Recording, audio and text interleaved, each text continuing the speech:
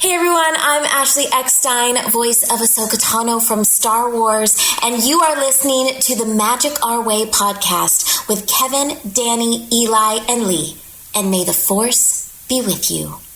Jumbo, everyone! Harambe! And welcome to another edition of The Magic Our Way. Magic Our Way. Magic Our Way. Magic Our Way. The Magic Our Way podcast. They are truly magical and whatnot.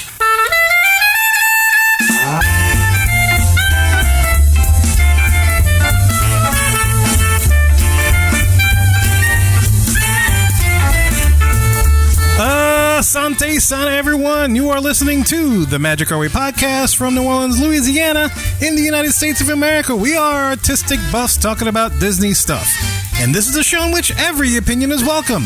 MagicOurWay.com is where you can find us for this episode. We discuss the upcoming change to Genie Plus, and we have a listener email.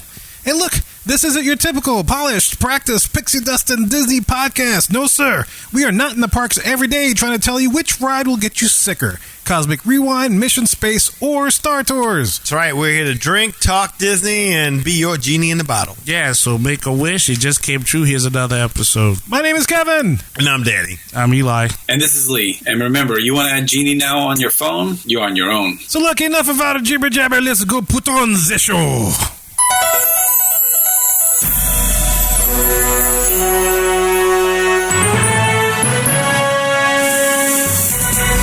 Welcome to The Q, and this is a segment in which we get to discuss all the news and happenings in the world of Disney today. Starting on June 8th, 2022, Genie Plus will only be available for purchase on the day of your visit. So guys, hopefully you've had a chance to hear Danny's and Lee's trip report to Walt Disney World in episodes 420, 421, and 422. You know, if you listened to the show in the last month, you have no choice. Exactly.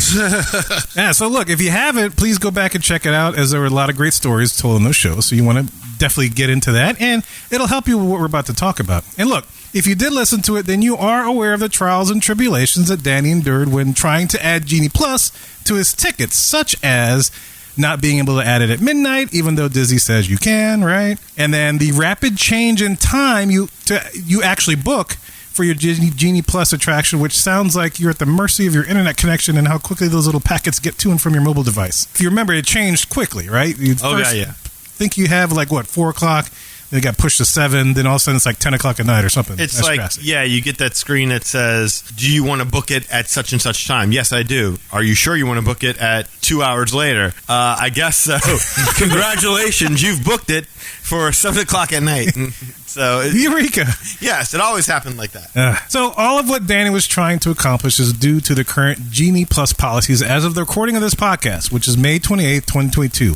So the day we're recording this podcast, guests were allowed to add Genie Plus to their ticket packages for the entire length of their ticket. This is like an advance purchase kind of thing, but you had to do it in advance of your trip and only for the length of your tickets, which means you couldn't just buy a day here or a day there in advance. It had to be all or nothing prior to your trip. Is that right, Lee? That is 100% correct. Awesome. And then the other thing is, if you only wanted to only add Genie Plus to certain days of your trip, Disney stated that you can purchase Genie Plus starting at midnight of the day of your visit. This is on their website. And as we established, did that work, Danny? No, absolutely not. So that's the policies that are still in place on May 28th when we're recording the show. And as I mentioned at the start, Disney says a change is coming, and hell's coming with me. Wear your sash. In a matter of words, right. Change gonna come. Starting on June 8th, 2022, guests will only have the option to add Genie Plus to their tickets on the day they wish to add it. No more will they be able to add it in advance. Plus, you can only purchase one day at a time, and your ability to purchase Genie Plus for that day is subject to availability, as it says on the website. Hardy har har. Interestingly enough, I've read that this change is only happening at Walt Disney World, not the Disneyland Resort. Is that right, Lee? That's a good question. I think so, although that could change, and I would imagine it will change eventually.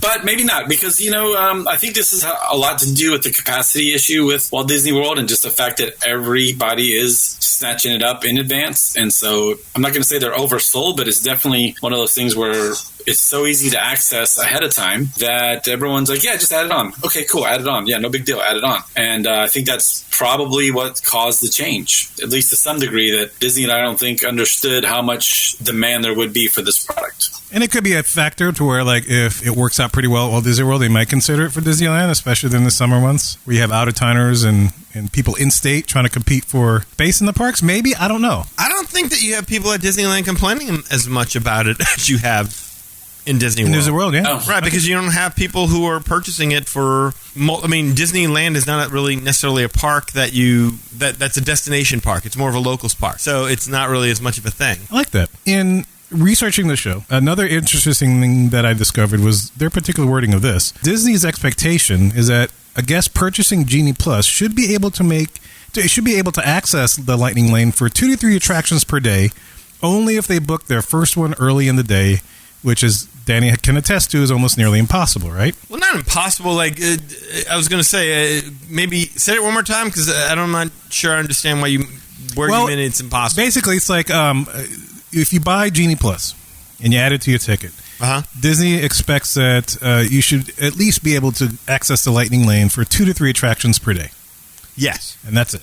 Well, yeah. At least that is what they're saying. Well, yes. Well, you're going to get more than 2 or 3 attractions a day. It's just that what you're going to get is not going to be anything that you're going to want to do, and it's going to be so spaced out and spread out that it might not be where, like, why am I going to hang around the park for another 2 hours to ride the Barnstormer? Is that about right, Lee? Yeah, also, too, I think it depends on what attractions you want. If you want to get Slinky Dog and you want to get Seven Dwarfs Mine Train, or maybe Seven, that's not a good example because you pay for that, but Space Mountain, maybe, for example, would be another one that, if those are the ones you want, which why wouldn't you, you probably won't be getting as many Genie passes because you're going to have to wait the 2-hour interim after the park opens to get your next one.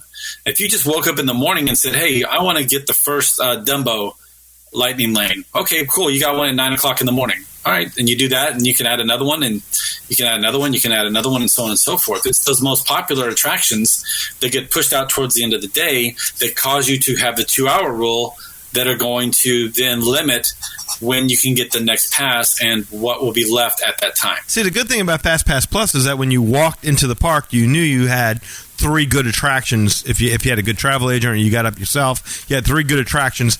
And then you populated the rest of your day with kind of the lesser ones that, you know, not people were burning up to get, like Haunted Mansion or Pirates. Tier 2, Tier 3 stuff. Exactly. To call it, yeah. And so you knew going in you had 3 great attractions. Now you walk in, and those 3 great attractions are going to be really spread out. And so it almost eliminates the need for a park hopper because it did for us. And I'm a hardcore park hopping dude. Like, I get it every single time without question.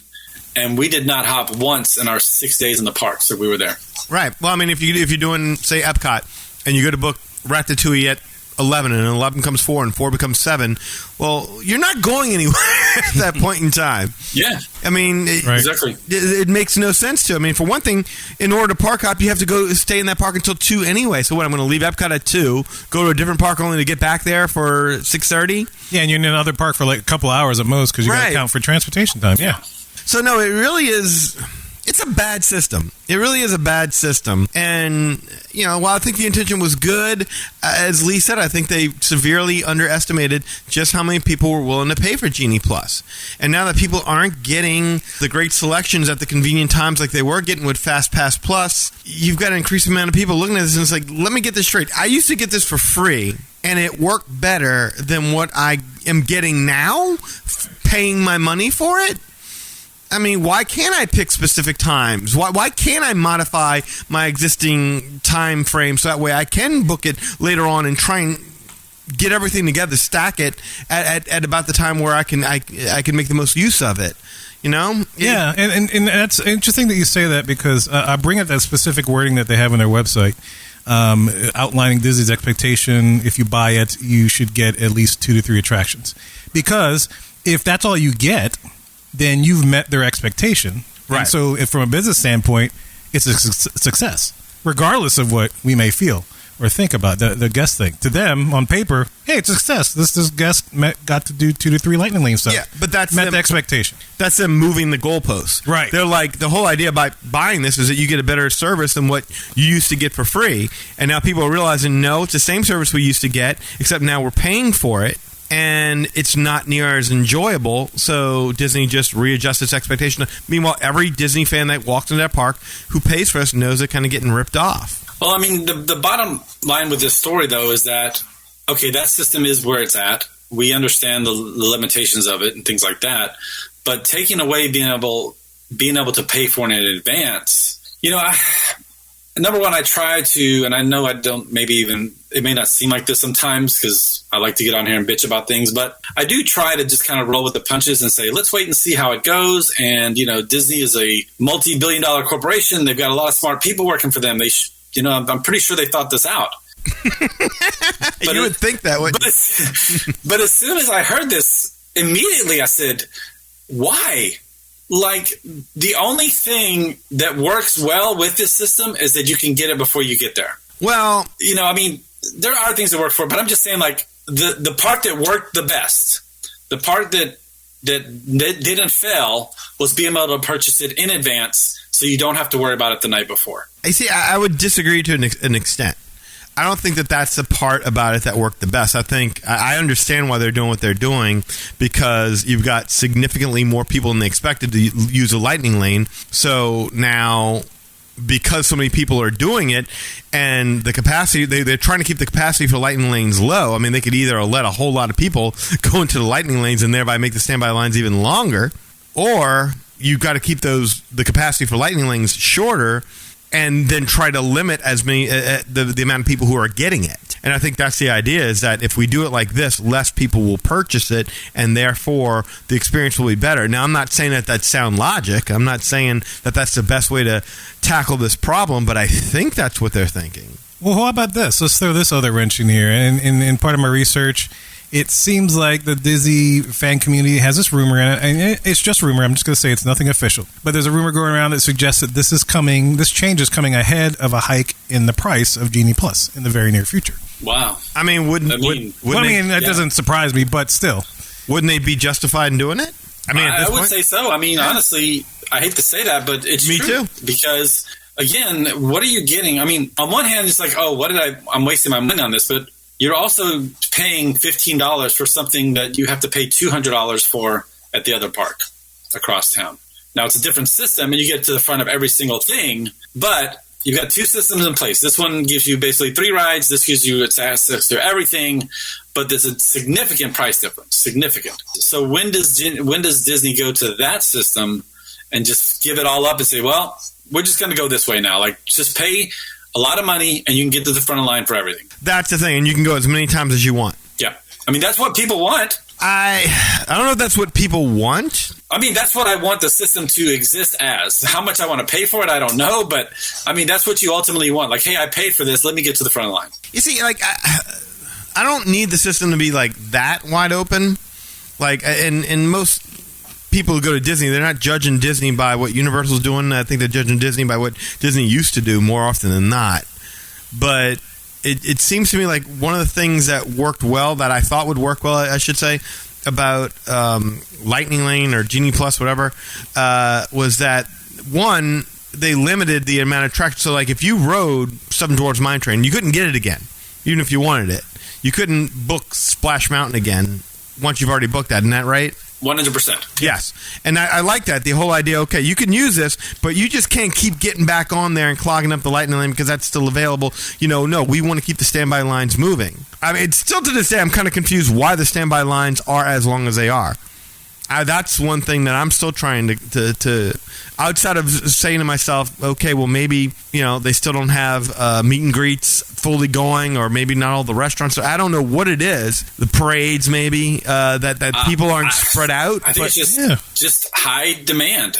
And this is true for not just Disney, but life in general right now. Like, everybody sat around on their ass for 2 years, not having any fun and not going anywhere. And honestly, people still had money saved up because they weren't spending it going places. So there is a huge demand for Disney and Universal and I'm sure other vacations as well. I don't really book too much of that, but there is a huge demand for vacations right now. And so, yeah, I mean, I've doubled what I did in sales last year. Yay! Hey, all right. Look at you. Dinner's on you when you come into town. There you go. Big steak. Big steak. There you go. There you go. I think that if it wasn't for the global pandemic and this system were changed, that we might be having a different conversation. Much, not as much of a demand. But okay, so question, but aren't the parks still aren't operating at pre-pandemic levels yet, though, right? I don't know those numbers, but I would say that based off visiting the parks, they feel more crowded than they were before the pandemic. I would agree with that. Yeah, I would definitely agree with that. I can see that. You need a reservation to get in there. Those reservations sell out. Yeah, but they sell out like, I don't know. Okay, so let's say this. 4th of July. It's a perfect example. People always say, like, if you're going to go to Magic Kingdom on 4th of July, make sure you go first thing in the morning because you're going to get blacked out. The parks are going to reach capacity and you are not going to be able to get into the park, right? Mm-hmm. Mm-hmm. So is that really happening right now? Not really. I don't think so. Is there a case where you can't get... Now, there are reservation systems in place, but every single time it's Hollywood Studios and Magic Kingdom. Epcot never gets sold out. If it's like the 50th, Magic Kingdom, when we were there, we got there early, Magic Kingdom blacked out, right? But then when it was time to hop, they let more people in. Yeah. I mean, if everybody wants to be on the 4th in the Magic Kingdom on the 4th of July, then they probably still have a shot to do, though, even though they can't get there early in the morning. I don't know. Which makes it even more crowd, don't you think? I guess we'll find out. I guess we'll find out. But I don't know. I mean, but I haven't seen anything to where, yes, the reservation system, I guess, is limiting the amount of people that can go in. But if they really were having capacity issues, wouldn't they also limit the park you could hop to? I don't think the reservation system is about capacity anymore. I think it's about, we want to make sure that we've got people scheduled at Magic Kingdom on Monday the 5th because that's about employees scheduled. Yeah, exactly. Enough people to. Yeah. Yeah, but there's got to be a magic number, right? Like where, okay, if this many people are going there, we need to cut it off right here? I guess so. I mean, they do cut it off, especially for Hollywood Studios. Right. Hollywood Studios is always the one that gets cut off immediately. Like about 2 weeks before, just about any time, it's gone. But I mean, I don't know, man. I'm thinking to myself, like, they only used to be like 3 or 4 days out of the year where Disney would reach capacity numbers and have to, like, no more. We can't let anybody in. Pre-pandemic. 4th of July, New Year's, and Christmas. And Mm-hmm. even then, it was usually just Magic Kingdom, right? Right. Yeah. And now it just seems like it's happening a lot more often. That things are reaching peak levels. We can't let anybody else in. I mean, it seems like they're limiting to some degree the amount of people who are walking through the turnstiles, right? Sure. Okay. At least the initial park. Yeah, absolutely. So if we're limiting the amount of people who are walking through the turnstiles, and now of those people walking through the turnstiles, everyone used to have fast passes before. Now, only the people who are willing to pay for it, and grant, like we said, that they've severely overestimated who is willing to pay for it, a lot more people than they thought. But still, significantly more of the people walking through probably don't have anything, right? Yeah, I mean, let's just pretend it's 50-50. Okay, let's say... And I think that's conservative. That's... I was going to say, I think it's kind of pushing. I would say like 30%. You don't think... Okay, I don't know which way we're going, but you think 70% of the people are buying Genie or only 30%? I'm saying 30% are buying Genie. Okay. Maybe 40. Go 50. But I'll go 50. I'll go 50 with you. You know more about this stuff than I do. But even if half the people are going, that's half the people that aren't doing it. That aren't doing it, which should mean more times for lightning lanes, which should mean the standby lines move quicker. You would think. Logically, yeah. Logically, that should be what's happening. So I have no explanation for why it's not. Yeah, it's wild. Going back to when you mentioned the Universal system, the Express Pass system, or Express, whatever they call it, Express Pass, Lane, yeah. Express Pass. Okay, yeah, it is Express Pass Unlimited, which they're okay with because there's no longer a Fast Pass, right? But I like paying for it. I like being able to access all the attractions. But when I do walk through those Express Pass lanes, I do notice that standby line is barely moving. And especially when I go back on the ride again and I see where the people were, I have notice people when you're in line. It's like, oh yeah, this is the big dude with a little kid and stuff. It's like, wow, they only made it that far at this point in the time I got a chance to ride it. So in that respect, yeah, the standby lines are almost horrific at Universal, I could imagine. you don't hear as many people complaining. Like Eli, Lee, you said like Universal was like what, $200? Because I remember it's different between each day, so it can be a different amount. I was going to say I remember it being like $80 for like one ride a day. Like, you don't have to have the unlimited. Oh, okay. You're talking about just the regular express pass. Right, You can ride where anything you once want a day, one yeah. time. Anything, which is way better than what we're getting here with this thing we're paying about $15 a day to have. But when you factor in that you're also paying for individual Lightning Lane access to the best rides, which Universal does not do, I mean, you're factoring in, you're at least paying upwards of like $40, I would say, all in all, depending. Easily, yeah. Per person, yeah. I mean, if you do $15 a day, and right now the highest price is $15, but I think Guardians is $17. So I think the new Guardians is $17, but everything else is $15 and under. Okay, call it $30. Call it $15. Yeah. Okay. So all in all, you're spending $50 more, and you get to do everything as many times as everything once. At least once. Everything once. I would take that. I would take that deal. I'll be good with that deal. Yeah, absolutely. But do I think Disney can pull it off? No. And then that's the problem. Pull off this. Yeah. If you can't pull this off, I mean, look, I like what they're doing, and that they limit it to one ride per person. I like the fact that they're changing things not changing things, but at least besides limiting it to that one selection per ride, they're also making it to where the Lightning Lane selection is just something that you can buy separate. So I would have been fine if they just left Fast Pass Plus the hell alone, call Genie Plus or Lightning Lane the top of the line attractions. That's the stuff you got to get up at 7 in the morning to do.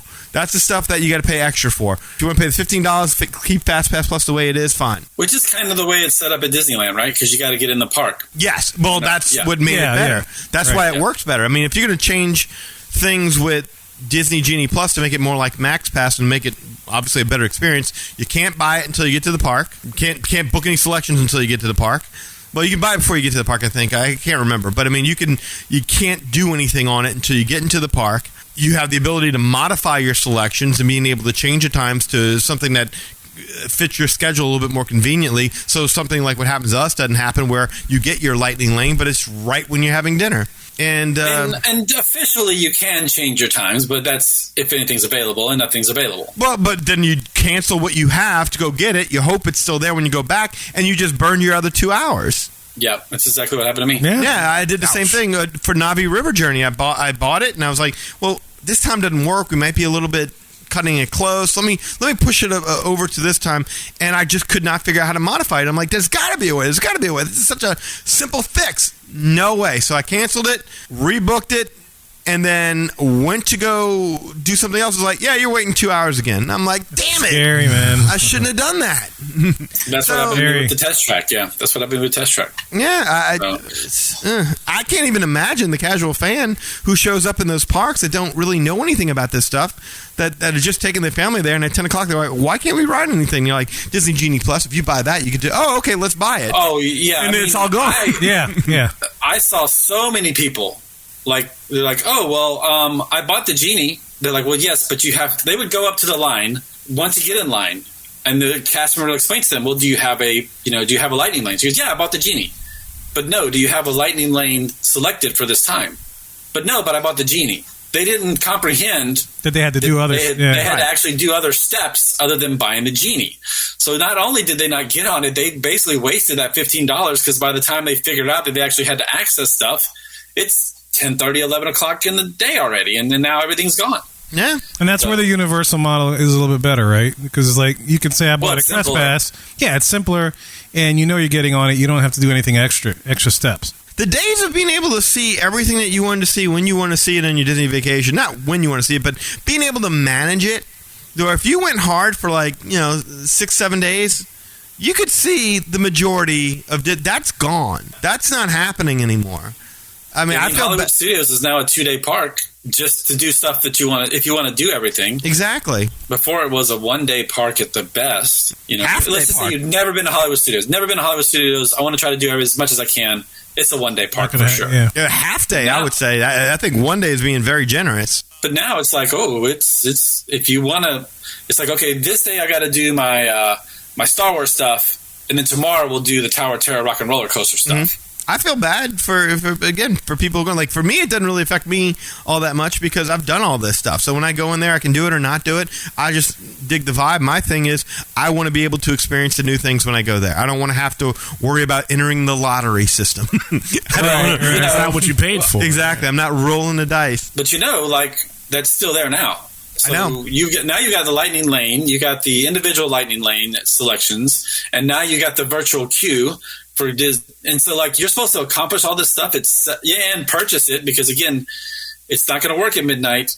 Which, small tip, not a tip per se, but maybe a little way to nudge Disney in the right direction. I had several agents tell me that their solution or their client solution when they couldn't book it at midnight was they went down to the desk and the cast member there had to fix it. I was going to do that one time just for the sake of the show, but I was just always so exhausted. Oh, I know. You're freaking tired. It's tough. Yeah. And even if I got it, I still knew I had to get up at 7 in the morning. So it's like, no, I'm not going to go do that. Could you imagine having to do that and you're tired and then you go down there and there's a long line of other people thinking the same way? I saw, when I went over there just to get my parents' room key. And they're like, yeah, just stand in line, sir. We'll take care of it. I'm like, no, I don't stand in that. Y'all, we're in the room. We checked it in. Y'all's responsibility to make sure they have keys to get in our room. Y'all bring the friggin' room keys over. No, that's exactly right, Kevin.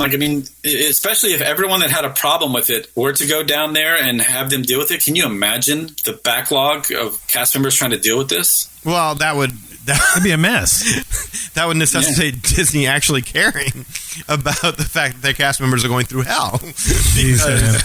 I don't know that they do. It's. I was listening to the Disney Dish. Jim Hill and Testa, and Len said something that caught my ear, and it was like, every administration in a company wants to leave their mark on the company.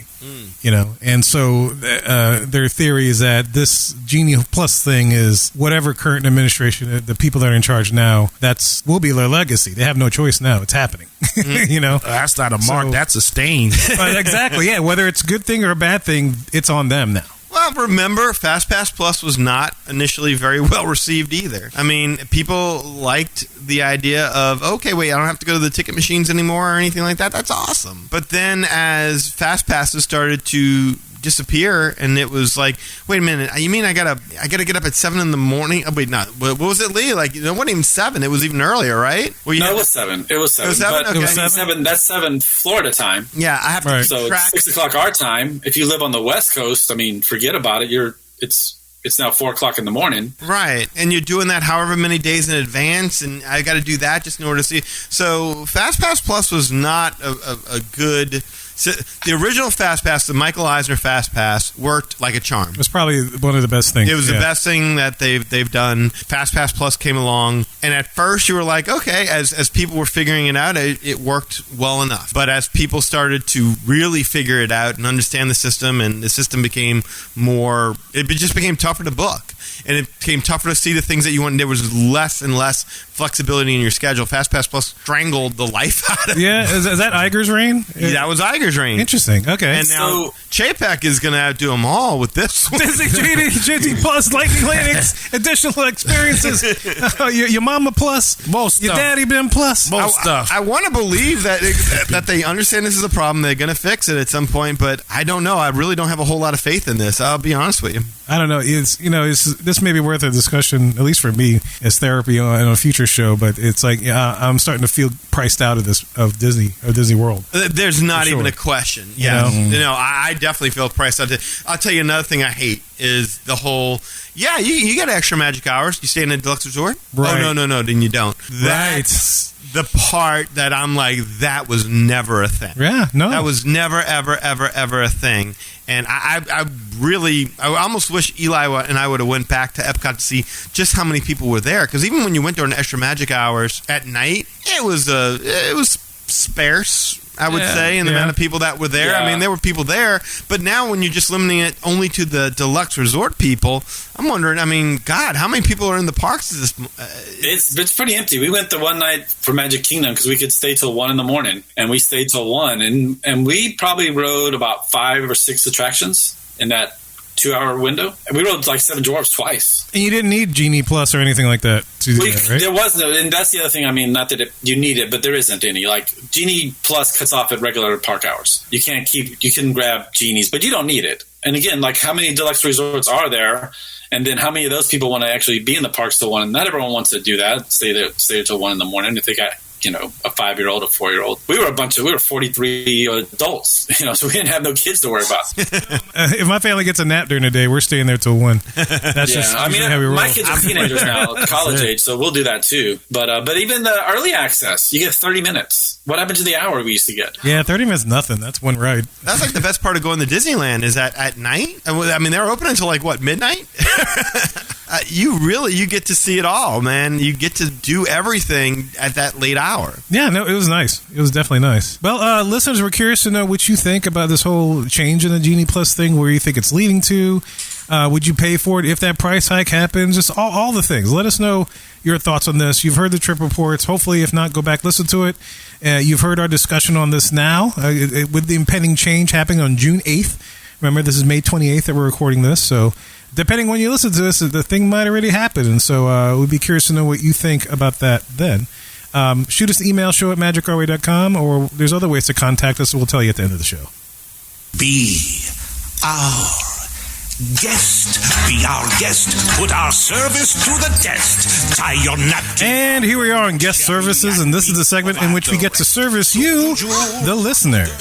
And we got an email in a few weeks back from Joey F, a.k.a. Captain EO, at Captain EO on TikTok, or Captain _EO on TikTok. Oh, you do follow him? You know this guy? Yeah. Well, that's great, man. Is he really like a big Captain EO fan? I don't know about that, and I've never seen his face. He's one of those people that never puts his face in the video. He just does a lot of videos of things in the parks and things like that. But I think he must be local to Orlando because he's always posting stuff from the park. So is his like avatar Michael Jackson on his Twitter account? That's what I was or thinking. the EO symbol or something like that? Let me look real quick while y'all talk. TikTok, yeah, so cool.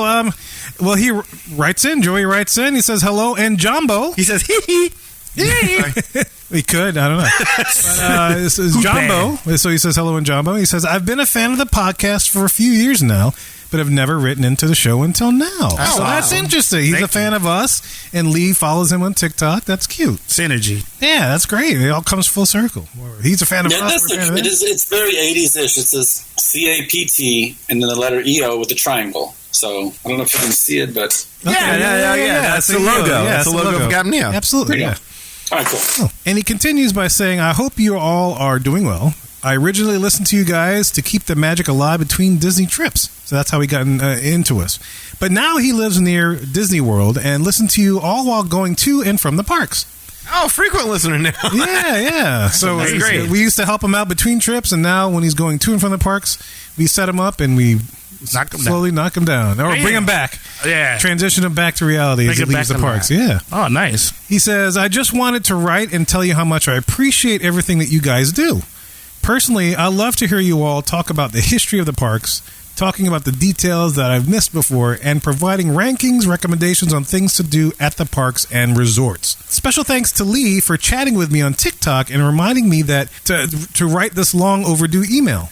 Thanks again for everything you do, and keep on bringing us the magic. Have a great day, and thank you, Joey F. Oh, man, much appreciated. Captain _EO on TikTok. Yeah, Joey, thank you so much, man. Now that you said that, I remember, because when I went down there last time, I was trying to meet up with him. I was like, hey, we just were in different parks at different times. I never got to meet up with him, but I was like, oh, okay, cool. Like, I didn't realize through the conversation that he was actually listening to the podcast. And it's like, all right, cool. And afterward, that's when you were like, oh, well, you couldn't meet up with me. The least you can do is write in. This is like, hey, at least, let the guys know the TikTok thing is actually working.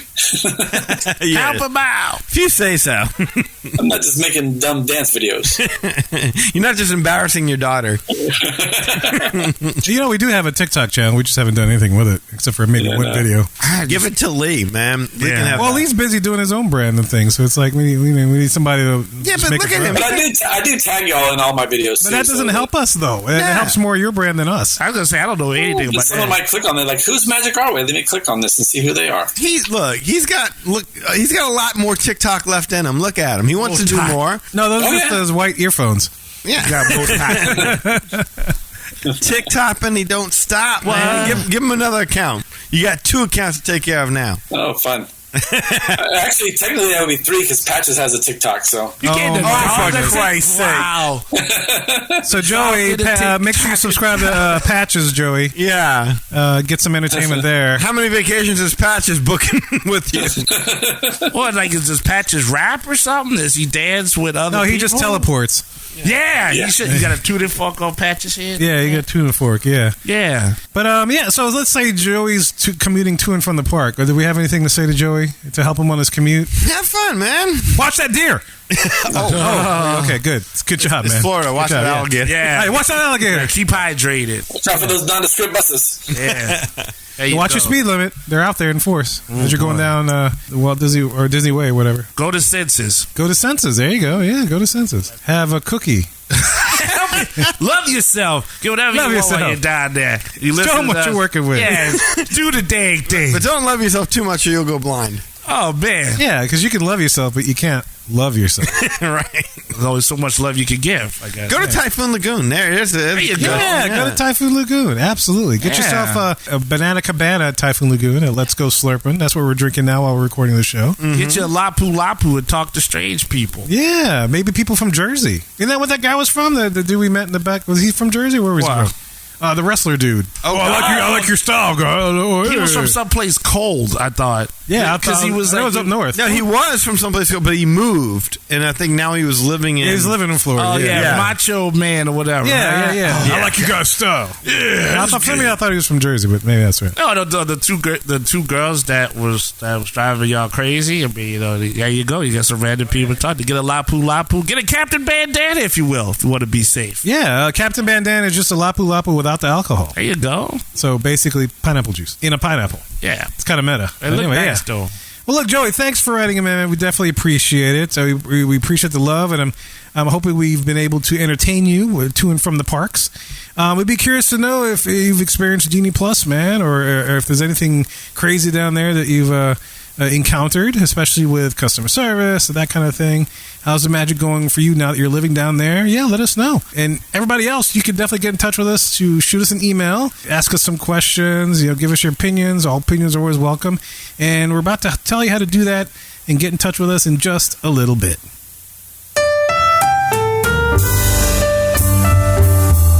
Well, guys, we hope you enjoyed that discussion about the changes coming to Genie Plus. Look, magicourway.com is the way to go if you want to learn more about us. There you'll find our social media links, past episodes, and more. Also, if you want to get in touch with us to share your opinions about this change and anything about Genie Plus, you can do so through the following ways. Shoot us an email at show@magicourway.com, or you can call or send us a text message at 1-815-MOWEEKEN. That is 1-815-669-4226. 669-4226. And of course, we have a couple of guys that do things outside of the podcast. First of all, we got Eli, does things with comics. Hey, Rob Liefeld here. Deadpool, Cable, X-Force, Domino, Marvel Comics, Image Comics, all of it. You guys, what is up? Eli Ivory. What a great name. Eli Ivory, comic guru. I'm here to talk about you. I am here to say, check out ivorycomics.com. That's right, you. Check out ivorycomics.com. ivorycomics.com. If you're not doing that, you're missing out. You're missing out. The Savages comic cannot be beat, cannot be surpassed. You need to check it out, experience it for yourself, and you know the story. It's all about the glory. Congrats to you and all the magic that you're making with your Ivory Comics. Eli Ivory, comic book guru. Check out ivorycomics.com, comic book guru, Eli Ivory, the whole package. Deadpool said to. Do it. ivorycomics.com right now. Liefeld out. Thanks, Rob. Appreciate that. So, like he said, you can check out the Ivory Comics website where you can see the products that I have, blog posts, interviews, and of course, a link to this podcast so you never miss an episode and you never miss a beat. You can find me on Facebook.com, Eli H. Ivory, as long as you're a real person. Nice to meet you. If you're a bot, don't want to greet you. You can also see Project Geisha through Facebook, so facebook.com/Project Geisha. Instagram, I'm right there too, EIvory504. And of course, you can find me on Twitter at Hancock10166. So if you appreciate the madness, you're just bringing me the gladness. Thank you very much. And look, if you want to book a vacation so that you can travel down to Walt Disney World and experience the change coming to Genie Plus, do it through Lee of Magical Moments Vacations. Lee, tell them how to do this. You just give me a call at 832-431-1621. You can email me at lee@magicourway.com. Facebook, you can find me on facebook.com/Lostivica Travel. That's LASTOVICA Travel. On Instagram, you got a friend in Lee Travel. And on TikTok, you got a friend in Lee. And if you do any of that, we'll get you hooked up and booked up with no Hasselvika. In addition, there are so many ways to support the show as a whole, and you can find them all on our website, magicourway.com. Plus, if you want to elevate your support of the Magic Our Way podcast, go to patreon.com/magicourway. There you'll find 6 awesome tiers to support the show. Any way in which you can support the show is deeply appreciated. We also want to thank you for being a loyal listener, and we always love hearing from our listeners. All opinions are always welcome in the Magic Our Way podcast, so make sure you get in touch with us today. So, Mohicans, we say Kwaherini. My name is Kevin. And I'm Danny. Magic out!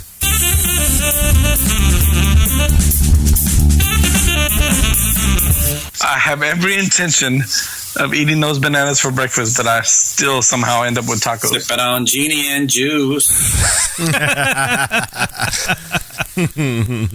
Hey, this is Kevin from the Magic Our Way podcast. When Calgon can't take me away, Mad Hatter Radio